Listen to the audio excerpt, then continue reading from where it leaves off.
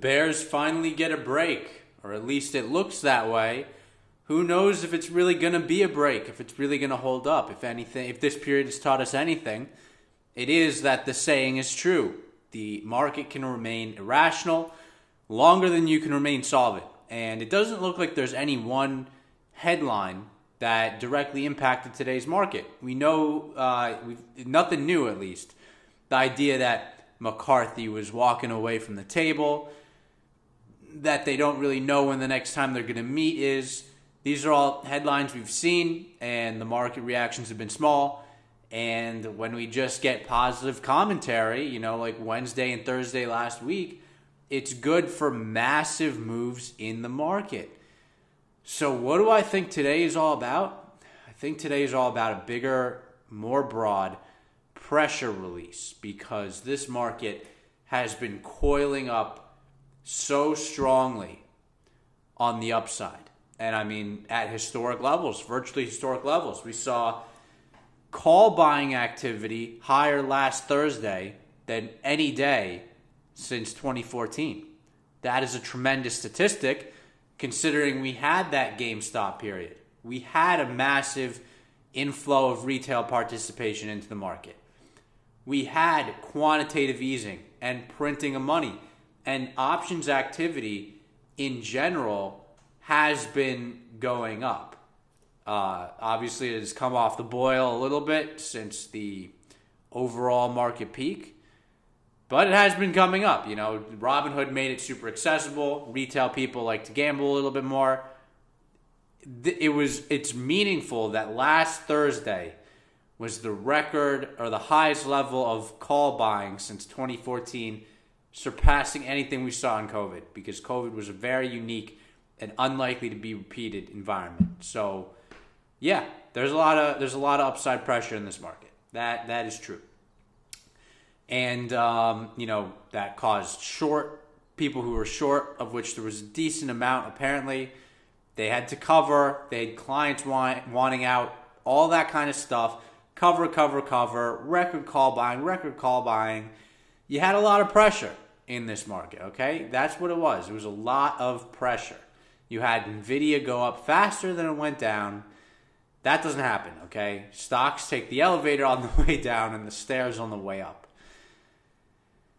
Anyways, you just had a lot of pressure. That's what this was. A lot of pressure. You saw yields move up, the stock market not do anything. That is just tightening of financial conditions, but stocks continue to go up, completely ignoring that. Same thing with the dollar. You saw the dollar strengthen, stocks ignoring that. It's been weird. It's been a weird time in this market.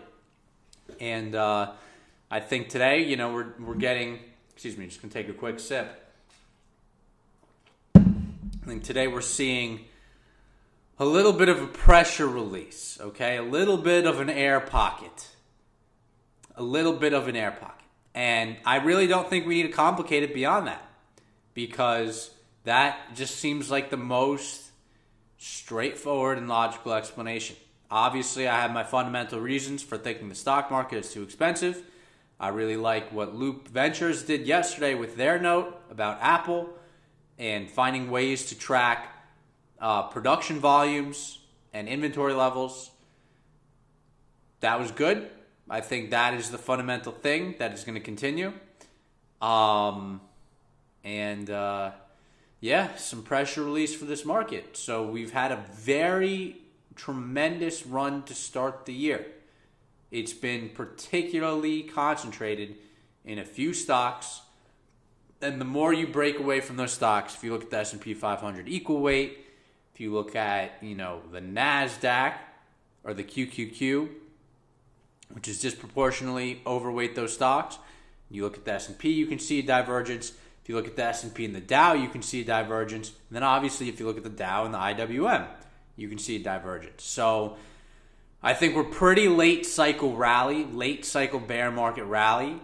And like I've said in past videos, I think there's plenty of, negative things. I think earnings season was a positive. We'll give it to the bulls there.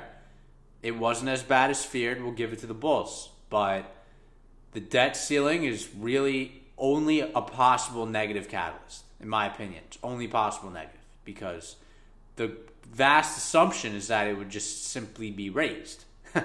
But it seems like the chances of that not happening are actually decent. And even if the debt ceiling does get raised, it's going to get raised with less spending. And less government spending means smaller economy.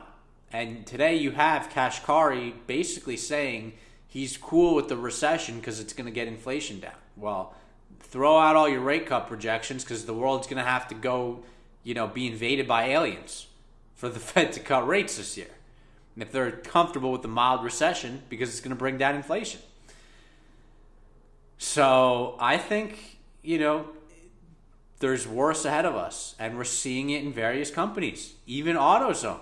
That was shocking. Those companies, auto parts are supposed to do well in a recession because people don't buy new cars. They maintain old cars. So I didn't really dig into that too much. But, Advanced Auto Parts is my preferred player in the space. But they've had a couple difficult quarters for sure. I don't know what's going on there. Anyways, stocks I want to talk about specifically on the economic recession. Target. That is a weakening stock. So economic tightness appears to be here. And I think this is going to be the next leg lower in the bear market is, yes, the Fed has done most of the tightening. We're probably in for a couple more surprises because according to them, hey, don't hate the messenger. Okay? Don't hate the messenger. The Fed is not liking its inflation numbers. I get it. Headline is well off the peak. But I'm just going off what the Fed says. That's all I'm trying to do when I analyze the Fed is what are they saying? And it seems like they don't like the numbers they've seen. Simple as that. And they are kind of hinting at another leg up in the tightening and a possible leg down in the economy. Because let's not forget, Atlanta Fed GDP is at over 2%. They don't want that. They want GDP growth at 0%. They want zero. They want to bring down demand without causing a recession, ideally. But it sounds like now they're like, aren't seeing what we need to see. So I guess we need a recession is what I think is going to happen now.